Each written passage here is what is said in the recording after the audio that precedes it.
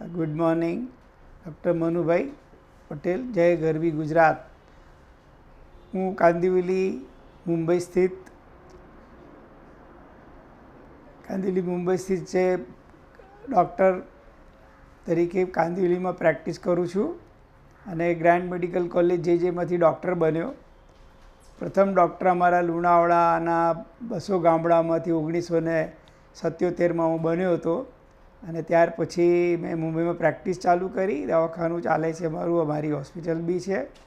પણ હું મારું મૂળ વતન મેડજીના મોવાડા ગામ, મહીસાગર જિલ્લામાં આવેલું, લુણાવાડાની બાજુમાં એ ગામ, નાનું ગામ, 100 ઘરનું ગામ છે આજે. અને ત્યાં એજ્યુકેશન અમારા ગામમાં હતું જ નહીં અને લુણાવાડા છોકરાઓને ભણવા જવું પડે 5 કિલોમીટર. એટલે મેં મારા ગામમાં 1987માં સાંઈબાબા નામની હાઈસ્કૂલ બનાવી અને ત્યાં છોકરાઓને, આદિવાસી છોકરાઓ તેમજ ખેડૂતના છોકરાઓને ફ્રી એજ્યુકેશન મળે. એટલે ગવર્મેન્ટ ગ્રાન્ટેડ અમારી આ સ્કૂલ એ વખતે બનાવીને મકાન બનાવ્યું, ત્યાં હોસ્ટેલ બનાવી, છોકરાઓ રહી શકે, ગામડાના છોકરાઓ બધા, છોકરીઓને બી રહેવાય એ રીતે બધું આખું મેં વ્યવસ્થા કરી અને આ અમે કોર્સ ચાલુ કર્યો ત્યાં આગળ 1 થી 12 ધોરણનો. ત્યાર પછી ડૉક્ટર જે રાવલના હું કોન્ટેક્ટમાં, હંમેશા એમના પેપરમાં આર્ટિકલ વાંચતો, એમના કોન્ટેક્ટમાં હતો. એટલે અવકાશ વિજ્ઞાનનો મને ખૂબ શોખ. અને અમારા મેડજીના મોડાની આજુબાજુ લગભગ 20 કિલોમીટર 30 કિલોમીટર કોઈ બી ઇન્ડસ્ટ્રી, એટલે આકાશ અમે જોતા વેકેશનની અંદર, અને એટલું ક્લીન આકાશ કે ખૂબ મજા આવે જોવાની. એટલે રાવલ સાહેબના લેક્ચરો બી એટેન્ડ કરતો હું અને એમને પર્સનલી મળ્યો. એમની ઈચ્છા હતી કે મનુભાઈ આપણે ગુજરાતમાં એમ કે અવકાશ વિજ્ઞાનની સ્કૂલ બનાવવી જોઈએ. એટલે પહેલાં નડિયાદ તરફ એમનું હતું. મેં કીધું નડિયાદ ઇન્ડસ્ટ્રીયલ એરિયા છે, આપણે મેડજીના મોડામાં આજુબાજુમાં 40-50 કિલોમીટર કોઈ ઇન્ડસ્ટ્રી નથી, એટલે ત્યાં બનાવી. એટલે મારા ગામ આવે, એમણે સ્કૂલ જોઈ, આકાશ રાતના જોઈને ખુશ થઈ ગયા અને અમે પછી ત્યાં અવકાશ વિજ્ઞાનની શાળા બનાવવાનું નક્કી કર્યું. એને બનાવવા માટે અમારે ઓબ્ઝર્વેટરી બનાવવી પડે અને પ્લેનેટોરિયમ બનાવવું પડે. એ અમે અવકાશ વિજ્ઞાનના કોર્સ માટે જરૂર હતી. અમે અમારી ટેરેસમાં આ ડોમ બનાવવાનું ચાલુ કર્યું અને આ ડોમ બનાવ્યો.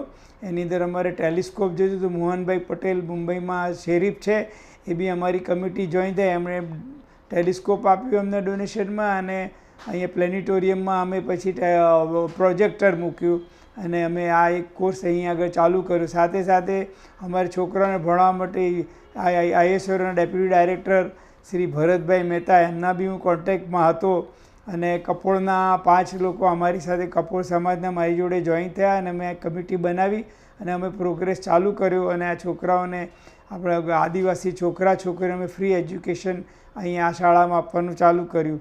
આ કોર્સ અમારો જે છે આજે આખા ગુજરાતમાં આવો સ્કૂલ લેવલે ક્યાંય નથી. અને આ સ્કૂલ લેવલે છોકરાઓ 8મા 9મા 10મા 11મા 12મા એ લોકોને ગ્રહો શું છે, ઉપગ્રહો શું છે, આ બધું એ લોકોને જ્ઞાન છે જે આપવું જોઈએ શાળામાં. આ જે મોગલ હિસ્ટ્રીને બધું કાઢી નાખીને આ અત્યારે AI અને અવકાશ વિજ્ઞાનનું જ્ઞાન દરેક સ્કૂલોમાં હોવું જોઈએ. એનું આ મારી સ્કૂલ એક એક્ઝામ્પલ છે કે ત્યાં આ કોર્સ અમે ચાલુ કર્યો છે અને ખૂબ સરસ ચાલે છે. દૂર દૂરથી છોકરાઓ ભણવા આવે છે. શનિ ને રવિવાર અમે લોકો રાતના છોકરાઓને આકાશ બતાવીએ છીએ અને દિવસે ડોમની અંદર, જે પ્લેનેટોરિયમના ડોમમાં અમે છોકરાઓને બધું ભણાવીએ છીએ. અને આ ભરતભાઈ મહેતા જે ઇસરોના જે ડેપ્યુટી ડાયરેક્ટર છે, એ બી એમને ત્યાંથી ઓનલાઈન અમારા છોકરાઓને લેક્ચર બી આપે છે. આ પ્રમાણે અમારો આજે જે કોર્સ છે ગુજરાતમાં, અમે સક્સેસફુલી અમે લોકો આ કોર્સ ચાલુ કર્યો છે. અમને લોકોને બધે અમારા MLAs MPs બધાએ ખૂબ અમને આના માટે અમને લોકોને શાબાશી આપી છે અને છોકરાઓ આજે ભણે છે. અને અમે એક પણ પ્રકારની કોઈ ફી લેતા નથી, મફત રાખીએ છીએ. હોસ્ટેલમાં છોકરાઓ રહે છે, ખાવું પીવું બધી વ્યવસ્થા અમે કરીએ છીએ. તો આ જે અમારો જે અવકાશ વિજ્ઞાનનો જે જય સહજાનંદ ઉત્કર્ષ કેળવણી મંડળ, જેનાથી સ્કૂલ ચાલે છે, અને ઇન્ડિયન પ્લેનેટરી સોસાયટી જે ડૉક્ટર જે રાવલની છે, એ સાહેબ અમને અહીંયા છોકરાઓને ભણાવવા આવે છે. અમારું બે સંસ્થાઓ મળીને આ એક ફર્સ્ટ ટાઈમ ગુજરાતની અંદર આ ટાઈપની શાળા, અવકાશ વિજ્ઞાનની શાળા ચાલુ થઈ છે.